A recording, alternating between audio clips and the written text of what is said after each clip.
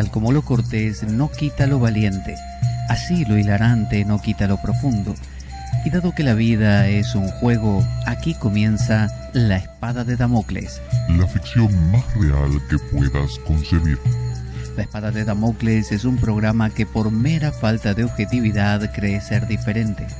Personajes mitológicos salidos de los más profundos avernos. Leyendas escabrosas y sin sentido. Curiosidades inquietantes e inútiles.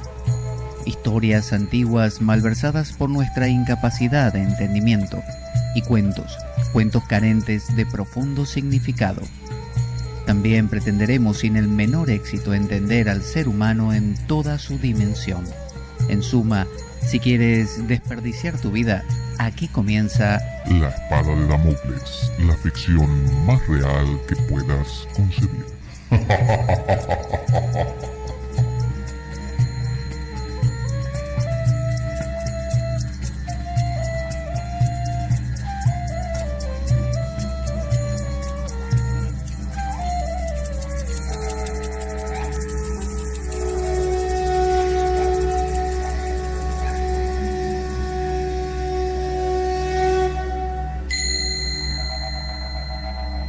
La Espada de Damocles. Conduce Pablo Veloso.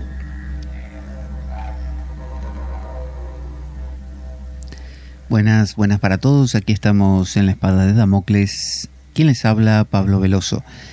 Vamos a continuar hoy con la saga de Fausto, de la mano, por supuesto, de Edward Edinger, quien nos va llevando a comprender esos pormenores profundos que tiene cada una de las obras que vamos abordando, y nos lo deja ahí como unos bosquejos para que podamos profundizar. Habíamos quedado en la ocasión anterior pendiente, había quedado yo en deuda con un fragmento que no había encontrado en ese momento en el libro de Fausto, su traducción. Recuerde que yo voy siguiendo los lineamientos, como digo, de Edinger en su libro acerca de Fausto, pero cuando va citando cada verso, como lo cita, el libro está en inglés, cita los versos en inglés. Una cosa es traducir lo que está en prosa y otra cosa es ya traducir lo que está en poesía. Entonces, en ese caso, en verso, tengo que buscarlo en un libro que es la obra de Fausto, pero en castellano. Ahora a veces es difícil encontrar, ya que las traducciones varían, es encontrar el mismo fragmento en la versión en castellana. Pero bueno, lo he encontrado. Nos había quedado pendiente esta, que era cuando Fausto estaba teniendo la visión del espíritu de la naturaleza, y luego se esfuma la visión y se manifiesta un ser concreto que toca la puerta, como mostrando que en realidad ese espíritu de la naturaleza es Wagner, que es el personaje que toca la puerta de Fausto, y que luego también se transformará otra vez más como Mefistófeles. Estamos hablando de un principio que está ahí como pendiente de aparecer en la vida de Fausto y que cada vez se manifiesta de formas más concretas. Luego lo hará como Perro Negro y finalmente como Mefistófeles. Y habíamos dicho que este Fausto era alguien muy simplón, alguien de una característica muy sencilla, comparado con Fausto, que es aquella persona que, como cualquiera de nosotros, que se pregunta cosas, pero que ha hecho primero un camino en lo que es la ciencia, es decir, un camino en el estudio, en la pormenorización, en la apropiación de las grandes verdades, en querer manejar la vida. Y no lo piense tanto como una cosa externa. Manejar la vida es a veces querer poner orden en la cabeza, por así decir, ¿no? Como dicen, poner orden en la azotea, en la cabeza.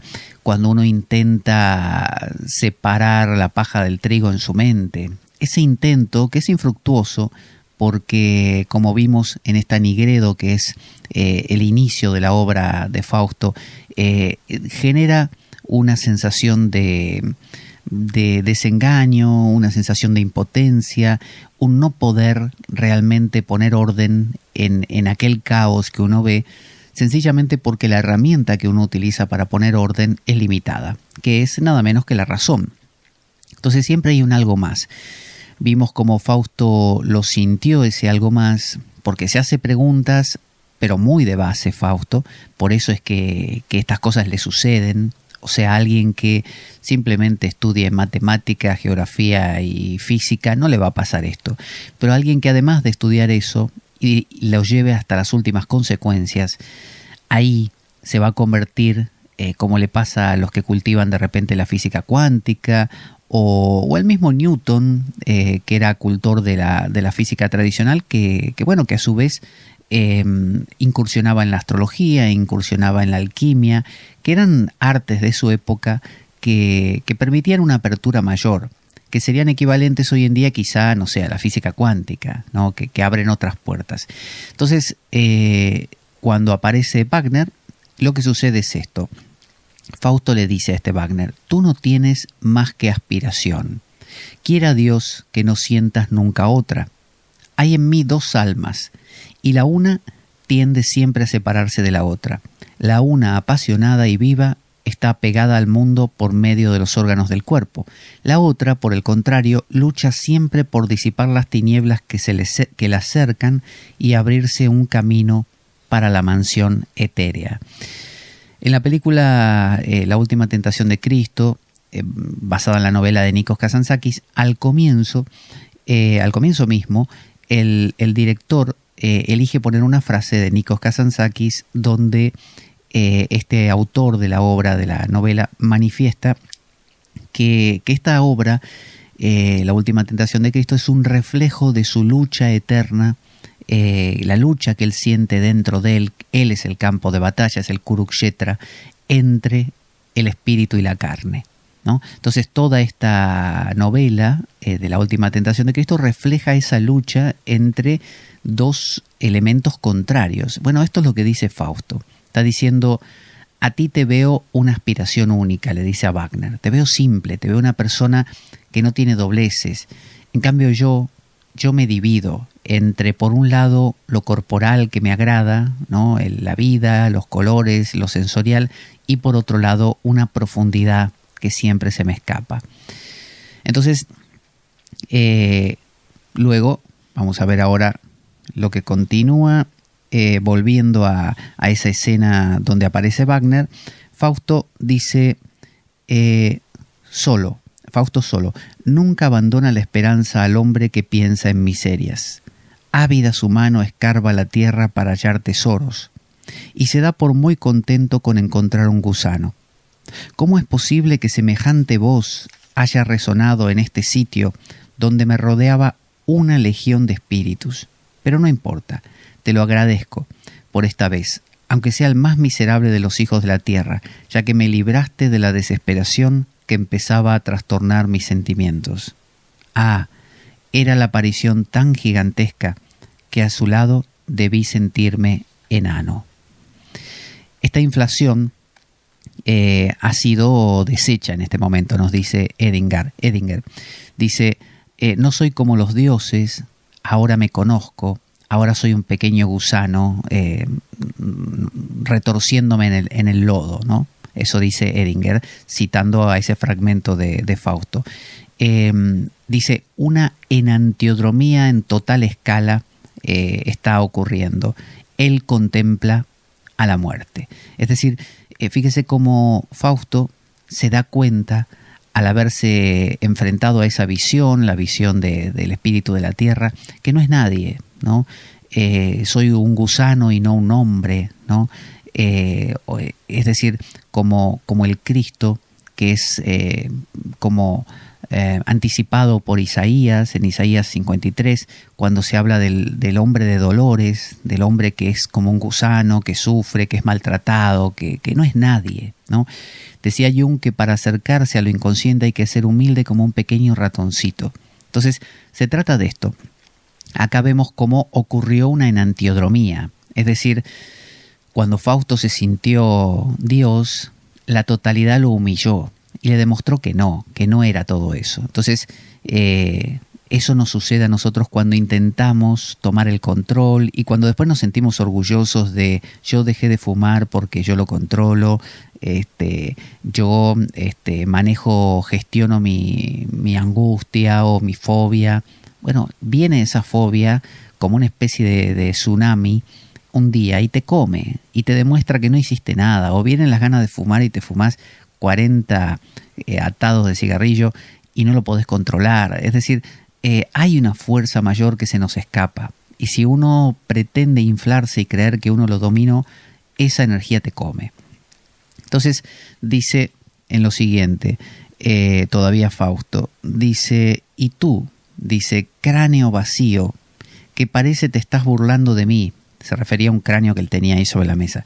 ¿Quieres por ventura decirme con esto que el espíritu que antes te habitaba se afanó tan bien como el mío para buscar la luz y que vagó siempre miserablemente entre tinieblas, abrazado por la sed de la verdad? Es decir, es esa especie de sensación de desvalimiento, como diciendo, pero nadie ha alcanzado esto, no voy a poder llegar nunca a comprender. ¿Qué debo hacer? ¿Cómo hacer para romper ese velo? Como del mismo San Juan de la Cruz decía, rasga, le decía a Dios, ya de una vez ese velo, ¿no? En su versión del Cantar de los Cantares. Dice Edinger, por un lado, la calavera esta a la que hace referencia Fausto es un memento mori, es un recuerda que vas a morir, es un recuerdo de lo...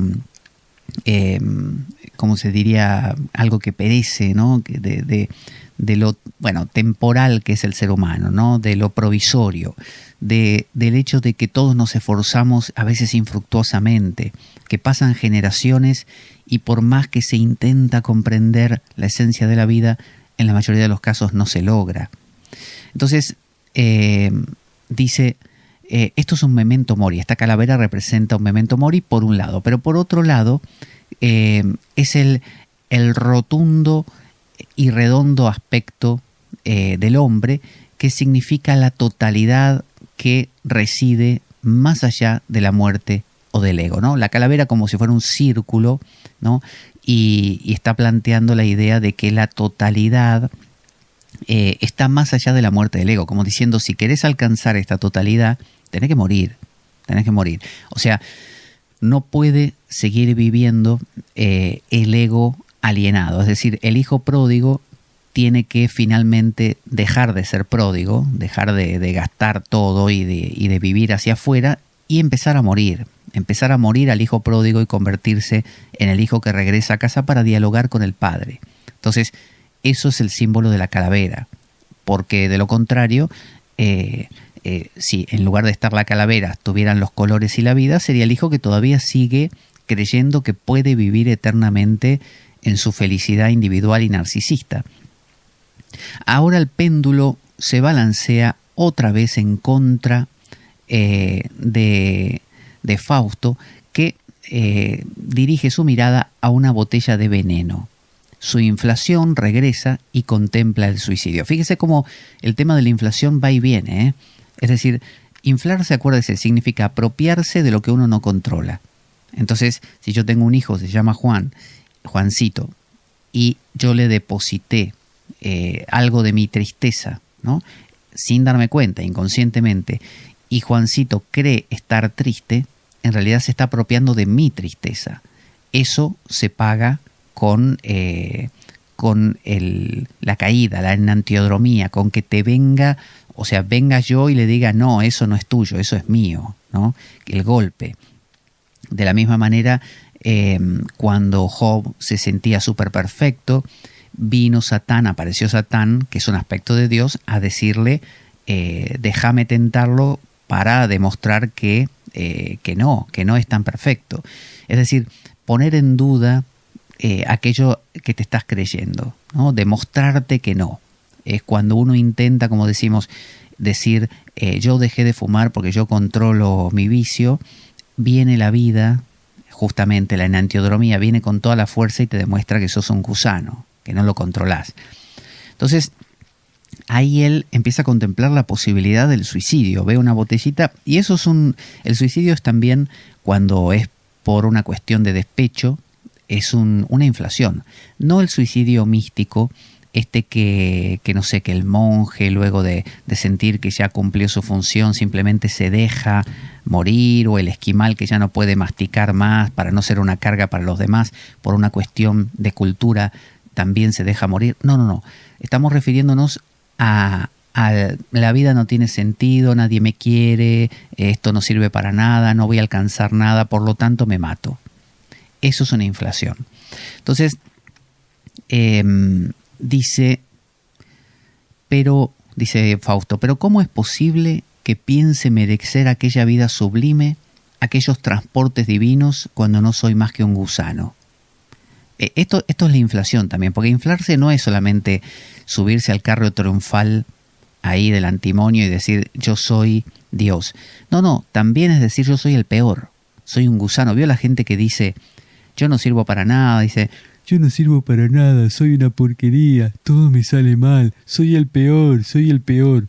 Bueno, eso de ser el más, ya sea para el lado de el mejor o el más para el lado del peor, es inflación. Es apropiarse de estados anímicos que no son propios.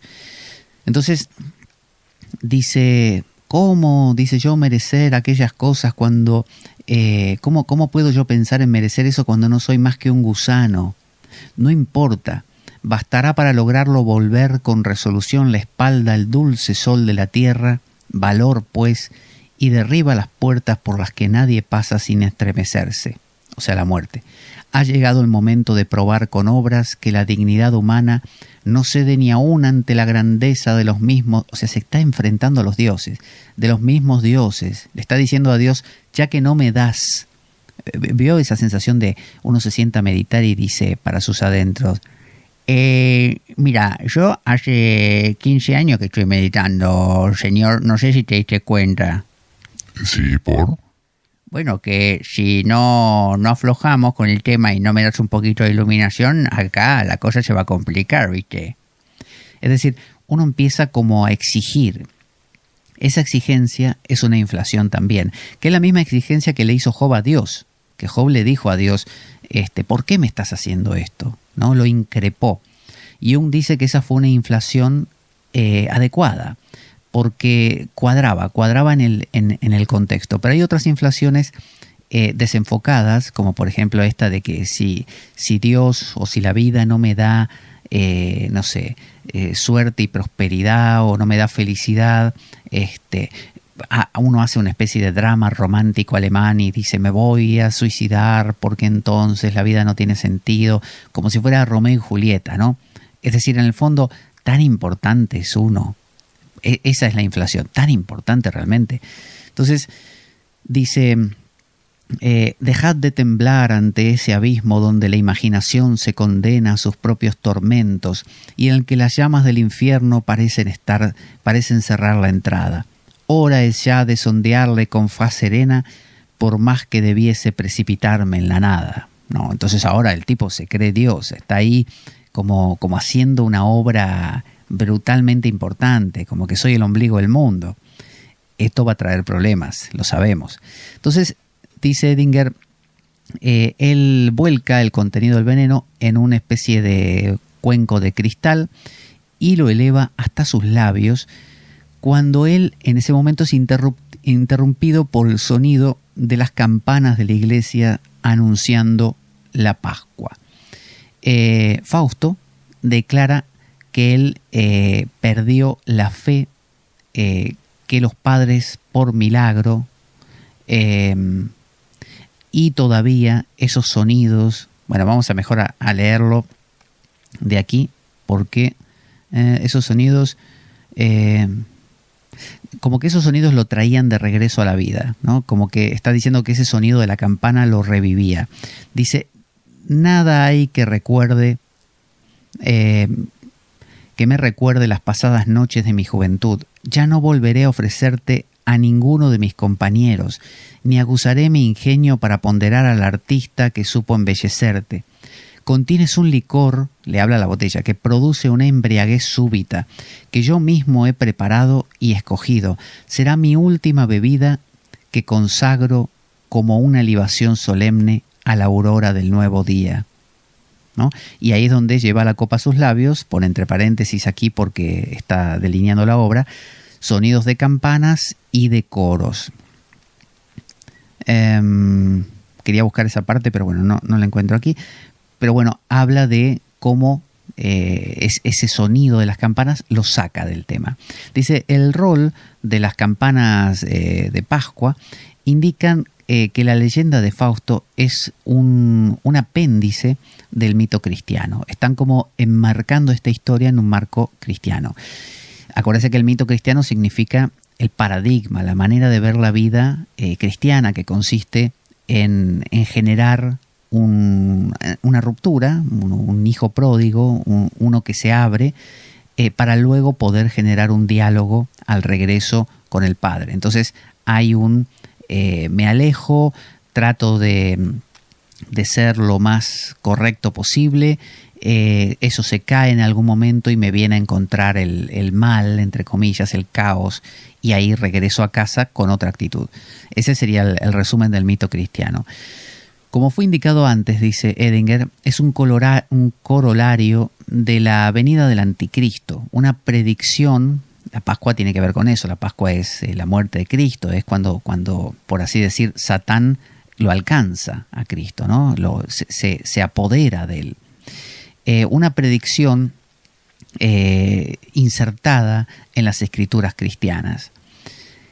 Mientras que las campanas de la Pascua rescatan a Fausto del suicidio, lo que encontramos en el día de Pascua no es la resurrección de Cristo. Voy a tomar un poco de agua.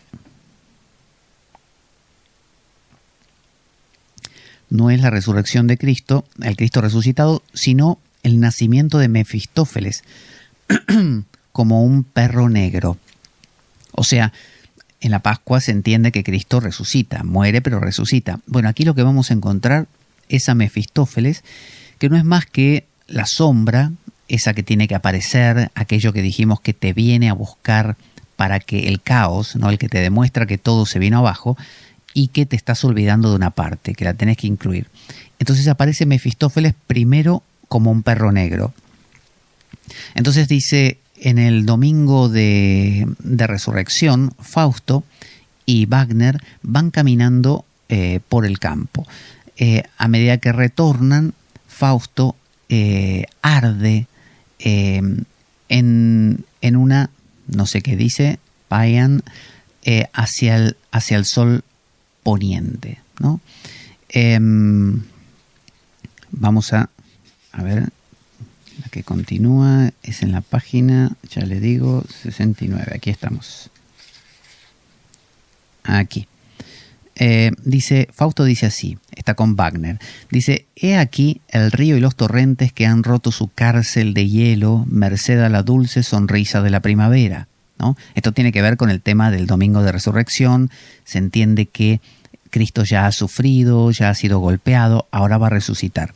Entonces, de la misma manera, los ríos se liberan de su cárcel de hielo. Es una imagen muy bonita. Merced a la sonrisa de la dulce primavera. Verdea la esperanza en el valle. El decrépito invierno, con paso lento en su debilidad creciente, se ha retirado hacia lo más áspero de los montes, desde donde en su fuga nos envía los últimos hielos. Espantajo impotente, que solo contribuye a hermosear con sus franjas de plata la verde llanura. El sol, no obstante, se complace en derretir su obra y desaparece en breve toda mancha blanca, ¿no? La actividad y la forma renacen por doquier y empieza la naturaleza a ostentar su rico manto de nuevos colores. Sin duda, las flores no han aparecido aún en la pradera, pero no importa, tendrá por flores a esa multitud engalanada que cubre sus campos. Dirige desde estas alturas la vista a la ciudad, le dice a Wagner, y verás cómo se precipita una multitud compacta junto a la puerta sombría para poder tomar el sol libremente. Todos quieren hoy celebrar la resurrección del Señor, y hasta ellos mismos pueden decirse que han resucitado del fondo de sus lóbregas moradas, en las que los sepultan sus ocupaciones diarias. Libres, en fin, de los bajos techos que los cobijan, han recorrido sus angostas y fangosas calles, han pasado algunas horas recogidos en el fondo de sus iglesias, y helos ahora, prontos a tomar el sol y a entregarse en el campo a sus sencillos placeres. Mira con cuánta rapidez la multitud llena todos los jardines y los prados. Mira cómo por todas partes cruzan el río alegres bajeles, y cuán cargado va aquel barquichuelo que se aleja de la ribera. Hasta los senderos más lejanos del monte ostentan los variados colores de miles de trajes. Escucho desde aquí la gritería y animación que reinan en aquel pueblo que es el verdadero paraíso de los aldeanos. Grandes y pequeños, todos saltan de alegría. Aquí puedo decir que soy hombre, aquí me atrevo a hacerlo. Entonces, esta conversación tiene Fausto con Wagner mientras van caminando. Es el día de Pascua de Resurrección, el domingo de Resurrección. Por lo tanto, están todos contentos, la gente sale de la misa y nos dice Edinger este grandioso anhelo de Fausto por acompañar al sol en su luz perpetua es inmediatamente seguido por la más oscura de las negruras. Él ve un perro negro que enseguida se convierte en el príncipe de la oscuridad mismo. O sea, fíjese el contraste. Él hablaba de qué bonito los seres humanos, acá me siento un hombre.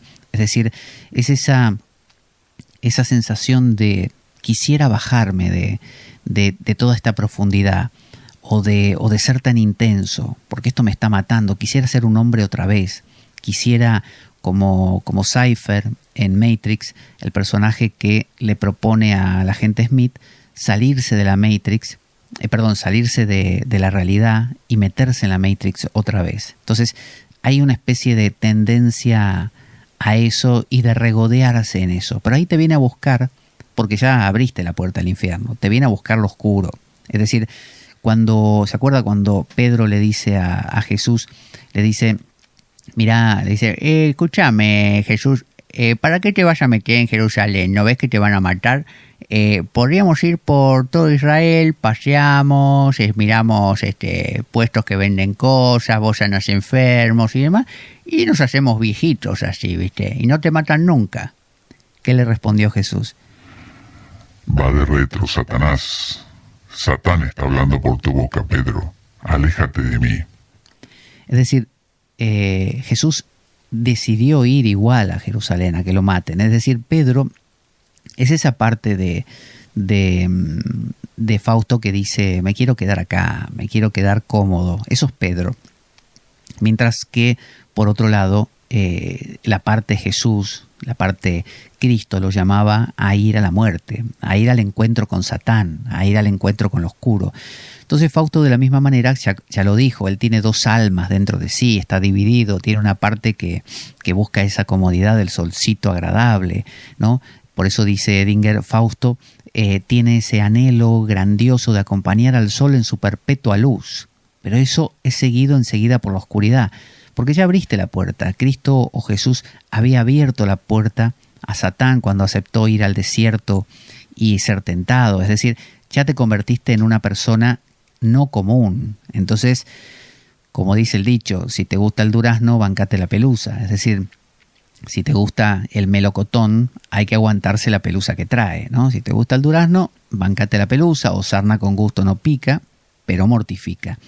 Entonces, en el siguiente fragmento que tenemos, mientras lo busco le cuento, nuestro programa La Espada de Damocles carece de sustento económico externo, por lo tanto, si quiere colaborar con el programa para la compra de libros, sobre todo para abastecer al material que necesitamos para el programa, puede hacerlo a través de escribirme un correo a pablojorgeveloso@gmail.com, pablojorgeveloso@gmail.com, y le pasaré el enlace de PayPal del programa o bien la cuenta de banco según viva dentro o fuera de España. Y la contribución puede ser mínima, mediana, grande, lo que usted quiera. Así sea lo más mínimo de todo, sirve, porque colabora para la compra, sobre todo de bibliografía. Desde ya, muchas gracias por ello. Entonces, tenemos aquí, dice Fausto a Wagner, ¿ves aquel perro negro que vaga por entre los sembrados y el rastrojo? O sea, él estaba en ese éxtasis del sol, de We Are the Champions, ¿no? De estar ahí a lo grande, y ahí detectó un perro negro. O sea, justo ahí, cuando Cuando Pedro le estaba diciendo a Jesús, ¿por qué no nos vamos para otro lado? Ahí Jesús es como si hubiera mirado para Jerusalén y hubiera dicho, no, es Jerusalén, es el perro negro. Entonces, ¿ves aquel perro negro que vaga por entre los sembrados y el rastrojo? Y Wagner le responde, tiempo hace que lo veo, pero apenas he reparado en él porque nada ofrece de extraordinario. Fausto dice, obsérvale bien, ¿qué es lo que piensas de él? Parece que Wagner era como la parte simplona de Fausto. Wagner dice, pienso que es un perro de aguas que busca el rastro de su amo. O sea, Wagner ve lo que se ve, nada más. Fausto hace una lectura más profunda.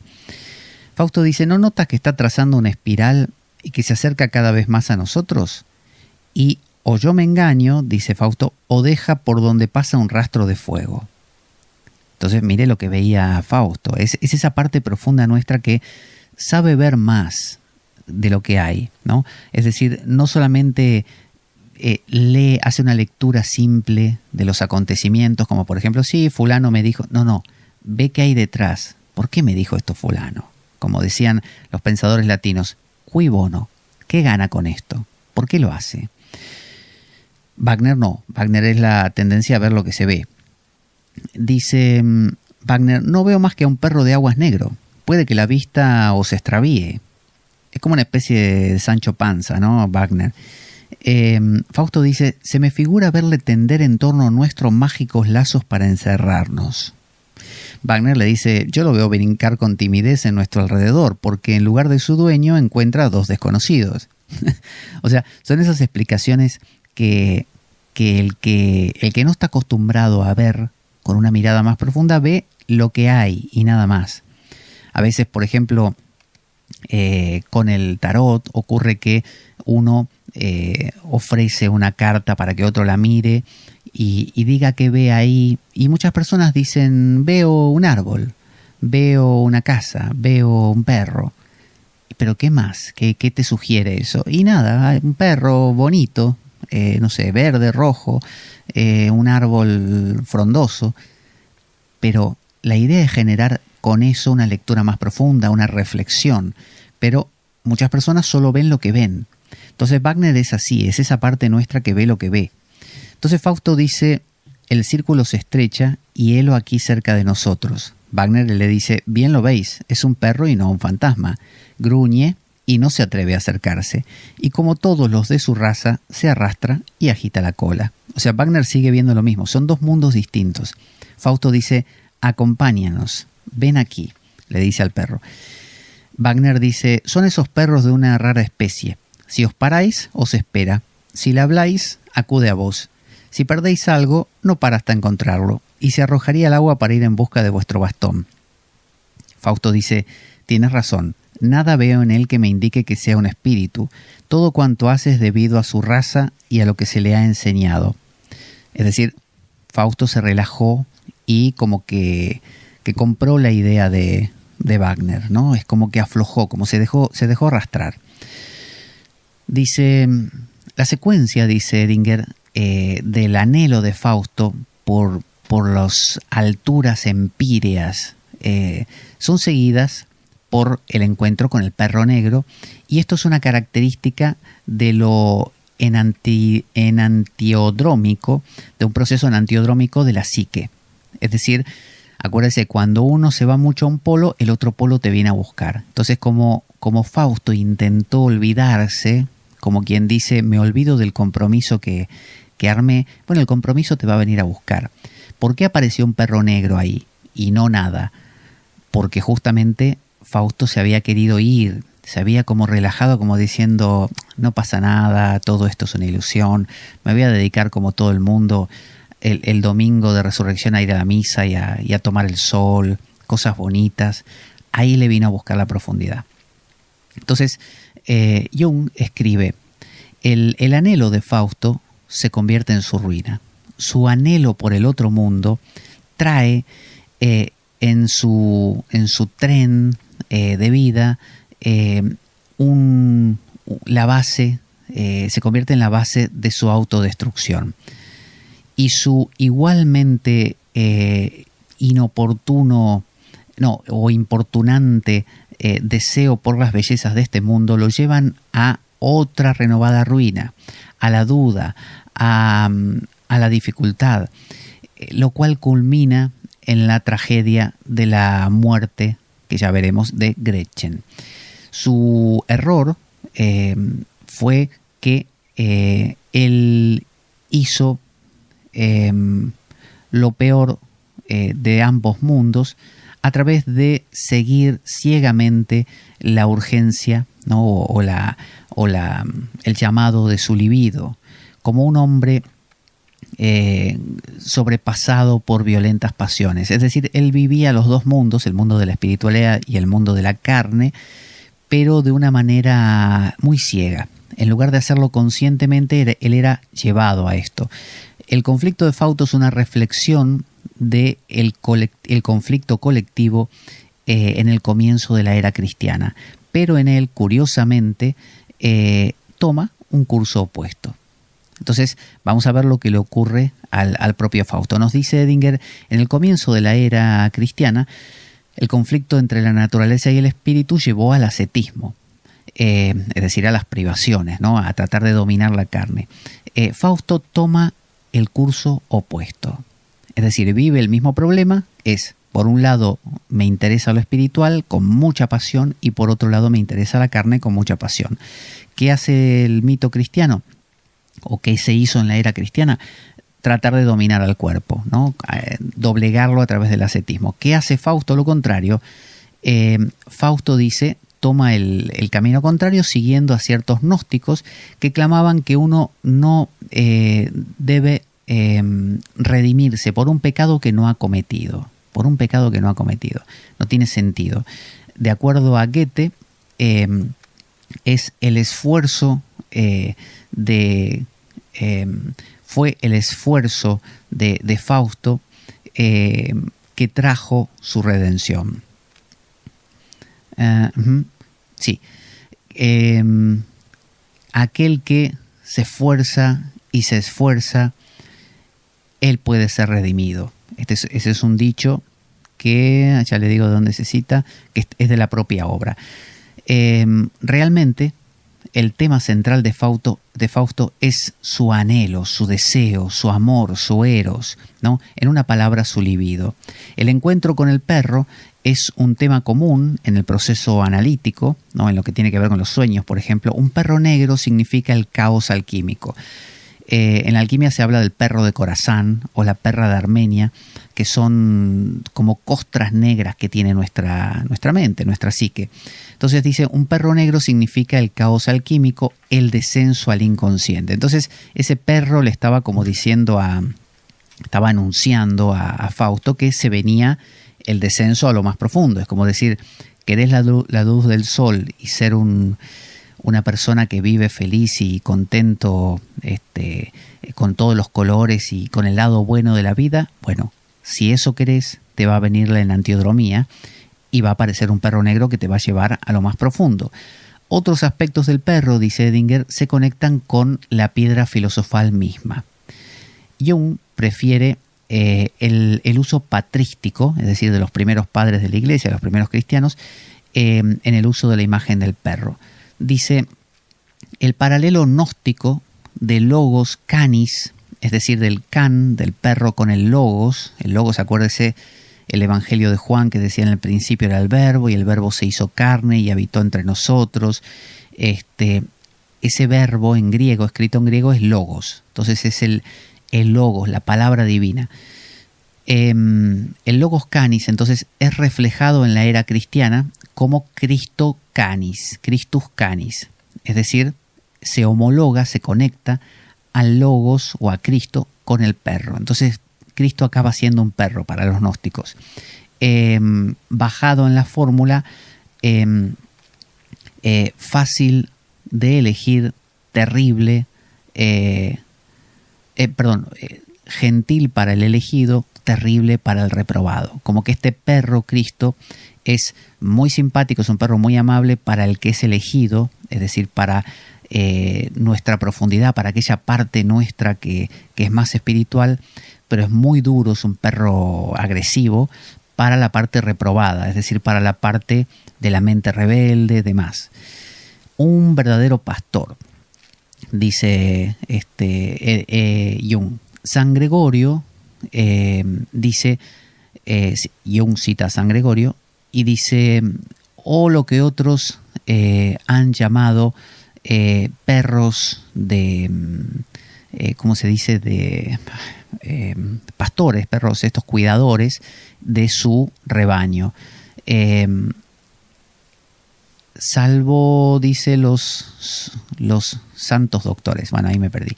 Bueno, está refiriéndose San Gregorio a que estamos hablando de Cristo como un perro, el perro que celosamente cuida a su rebaño, que ataca a los que no son de su rebaño, pero cuida a los que, muchísimo a los que sí.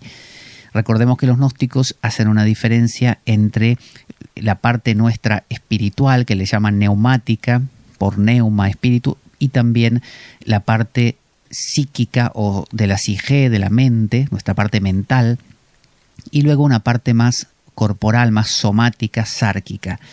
Entonces, ese perro, Cristo, ese verbo, va a ser siempre amable para nuestra parte espiritual. Pero la parte mental, que tiende a darle vueltas a las cosas, a hacer como Fausto, que se engancha con inflarse, con sentirse importante, bueno, a esa parte, ese perro le puede parecer agresivo, da miedo. Entonces, Fausto tenía miedo justamente a este perro porque sabía lo que se venía, porque Fausto tiene intereses variados, le interesa profundizar, pero también le interesa la carne. Es decir, se deja llevar mucho por su inflación y por su propio ego.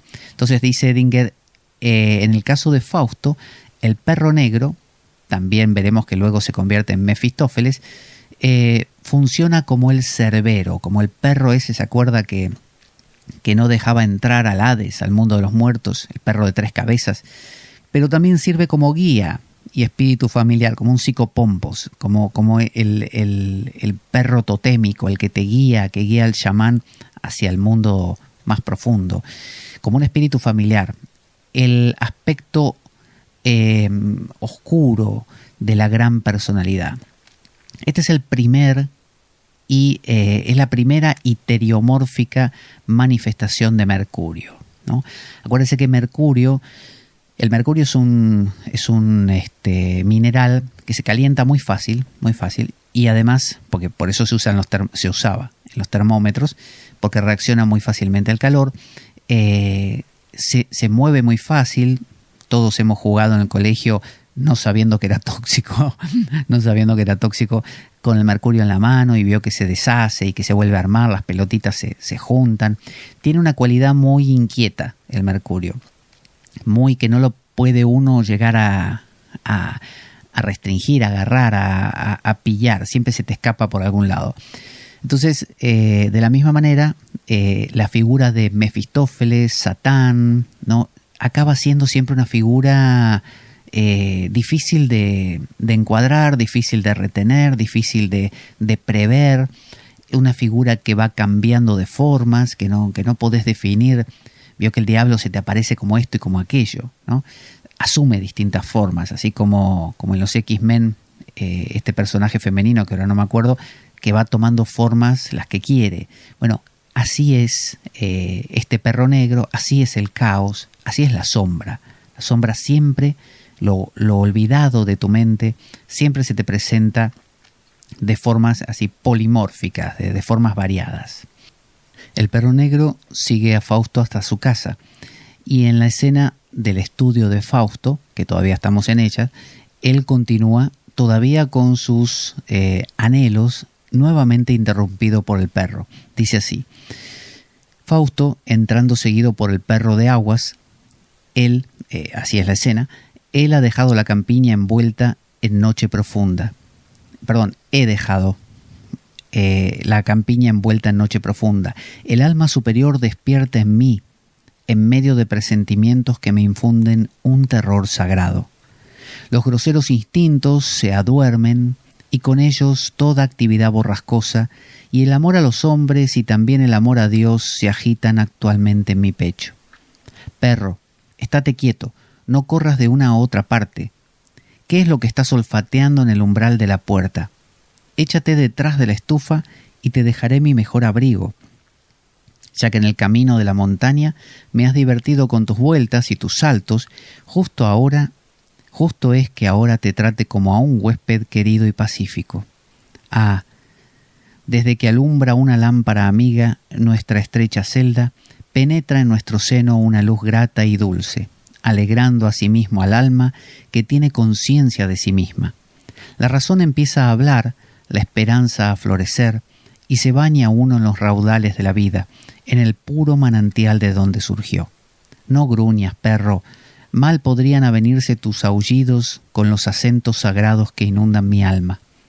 No es raro ver despreciar a los hombres las cosas que no pueden comprender y murmurar ante lo bueno y lo bello que les importunan. Fíjese cómo por momentos él trata al perro como si fuera un tonto que interrumpe sus profundidades, como que él está en niveles muy profundos, y compara al perro con personas necias, personas que no entienden de grandes verdades. Dice, si el perro gruñirá como ellos, noto que a pesar de mis deseos no puede salir de mi pecho satisfacción alguna. ¿Por qué se ha de secar tan pronto el río sin apagar nuestra sed? ¿Cuántas veces he sufrido el mismo desengaño? Sin embargo, tiene esta miseria sus compensaciones. Así aprendemos a conocer el precio de lo que se levanta sobre las cosas de la tierra. Así aspiramos a la revelación que en ninguna parte brilla con luz tan pura como en el Nuevo Testamento. Su texto me atrae. Quiero leerlo, entregarme por completo a los sentimientos que me inspire y hasta traducir su original sagrado a mi querida lengua alemana. El perro, aquí, dice Edinger, es igualado, es comparado con un hombre colectivo y vulgar, el canalla, ¿no? Básicamente, que es la figura típica de la sombra para un profesor pedante, con pretensiones estéticas e intelectuales. Es decir, toda persona que se embarca en el estudio de cosas profundas, me incluyo, es decir, que en el estudio no digo de lo espiritual necesariamente, sino de las cosas librescas, ¿no? De ahondar, de descubrir, de estudiar, de memorizar, y uno empieza a manejar un cierto saber, una cierta retención de las cosas, una posibilidad de sacar conclusiones. Bueno, eso genera una sombra fácilmente, que es la de posicionarse a uno como el grande y los demás como los tontos, ¿no? Aquel no leyó lo que yo leí, no comprende como yo comprendo. Entonces, en este momento está depositando Fausto en el perro su sombra. Está mirando al perro como un tonto que solo gruñe, mueve la cola y le ladra a la puerta, mientras él está, no sé, en las profundidades de la alquimia estudiando, ¿no? Y lo compara con las personas tontas, que también pasan su vida, no sé, yendo al cine, al centro comercial y al bar. Y se siente él como especial. Por eso digo, me incluyo en el sentido que mi modo de vida en particular, de estudio y estas cosas, me hace muy susceptible, si no me cuido, a caer en ese tipo de sombra. Fausto trata de protegerse a sí mismo de los ruidos del animal volcándose al Nuevo Testamento. ¿Qué dice aquí en el Nuevo Testamento? Abre un libro y se dispone a leerlo. Libro del Nuevo Testamento. Está escrito, en un principio existía el verbo. Esto es el Evangelio de Juan. Y dice, ya aquí tengo que pararme. ¿Quién me ayudará para ir más lejos? Es esta traducción tan difícil que tendré que darle otro sentido si el Espíritu no me ilumina. Escribo, en un principio existía el Espíritu. Reflexionemos bien sobre esta primera línea y no permitamos que la pluma se deslice. Es indudable que el Espíritu lo hace y lo dispone todo. Por tanto, debiera decir, en un principio existía la fuerza. Fíjese cómo él va como desglosando esto y lo va transformando. Y sin embargo, al escribir esto, siento en mí algo que me dice no ser este el verdadero sentido. Por fin parece venir el Espíritu en mi auxilio. Ya empiezo a ver con más claridad y escribo con más confianza. En un principio existía la acción. Así lo resume él. Dice Edinger, este es un pasaje clave, y con esto vamos a concluir hoy. Fausto aquí digamos que revierte la dirección y la meta de la psique colectiva occidental desde el cielo hasta la tierra. Es decir, la baja a tierra. Con esta revolucionaria conclusión, la traducción del Evangelio de Juan, el más espiritual de los evangelios, fíjese que está agarrando al evangelio más espiritual y lo está convirtiendo en algo que tiene que ver con la mera acción. En el principio era la acción. Dice Fausto, está optando por la acción que él debe llevar adelante respecto a las condiciones materiales, es decir, hacia Mefistófeles, como si intentara forzarse a sí mismo la atención hacia lo que ahora le está alarmando, o sea que está creciendo con alarmantes proporciones y toma la apariencia de un monstruo. Es decir, ese perro ahora está empezando a crecer, que es donde va a aparecer Mefistófeles. Ese perro se va a convertir en Mefistófeles. Entonces, dice, en el principio era la acción. Es como si él quisiera llevar su atención a cómo las cosas están moviéndose, creciendo, ampliándose. Llevar la atención a eso. Por eso dice, es como si él quisiera forzarse a sí mismo a prestar atención a lo que ahora se está mostrando como que está creciendo con proporciones desmesuradas y toma la apariencia de un monstruo aterrorizante. Y Fausto va a exclamar, leemos esto para que quede mejor cerrado, que se entienda, va a exclamar, ¿pero qué es lo que veo? Esto raya en prodigio. ¿Será ilusión o realidad? ¿Cómo se hincha mi perro? Se levanta con fuerza y hasta ha perdido su primitiva forma. ¿Si habré abierto mi puerta a un fantasma? Parece un hipopótamo con sus ojos de fuego y terrible boca. Desde ahora vas a pertenecerme, porque la llave de Salomón es infalible para semejante aborto infernal. La llave de Salomón o la clavícula de Salomón es un grimorio, es un texto que pertenece a la magia.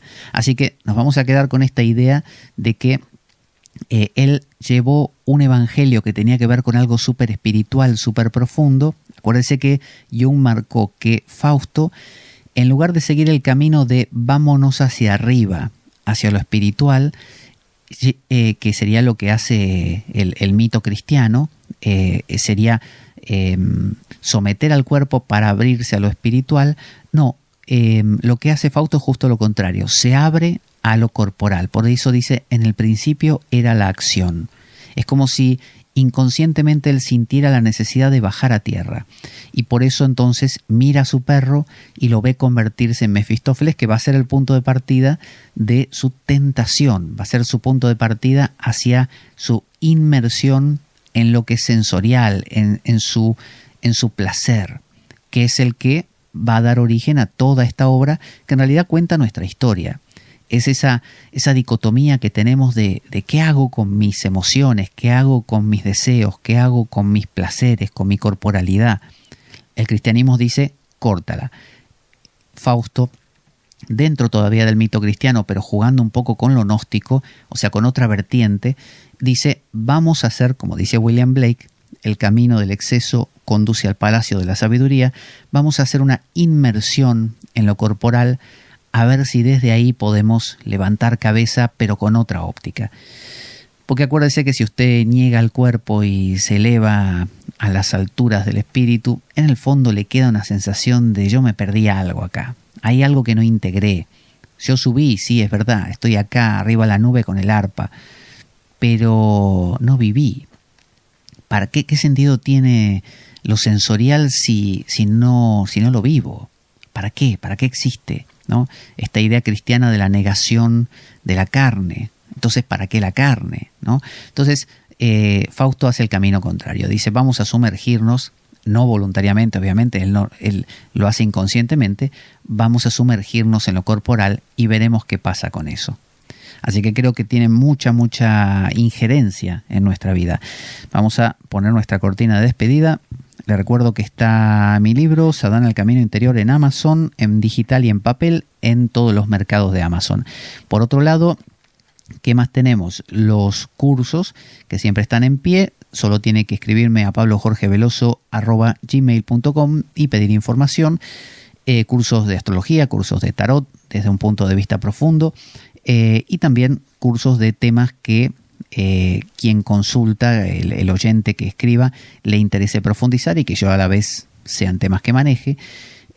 Por otro lado, el reordenamiento vital, que son sesiones también por Skype, más o menos de la misma duración, todo, hora y 20, donde en el caso del reordenamiento tratamos un tema puntual de la vida de quien consulta. No como consejería mía, sino justamente haciendo preguntas de mi parte de manera de aclarar o ayudar a que se aclare ese tema por parte de quien consulta. Así que vamos a nuestra cortina, que ya la ponemos, y nos encontramos en la siguiente ocasión. Soy Pablo Veloso, esto es La Espada de Damocles. Buena vida para todos, buena semana y... ¡Avanti Damocleanos!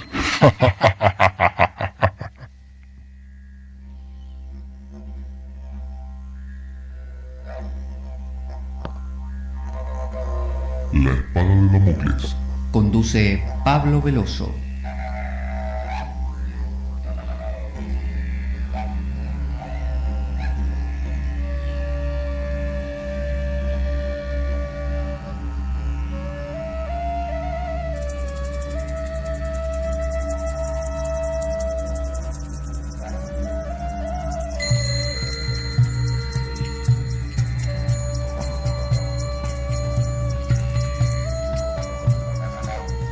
Y dado que la vida es un macabro juego concebido por una mente perversa, únete a nosotros en nuestro próximo programa, cuando escuches las siguientes palabras. La Espada de Damocles, la ficción más real que puedas concebir. Buena vida para todos, buena semana y... ¡Avanti Damocleanos!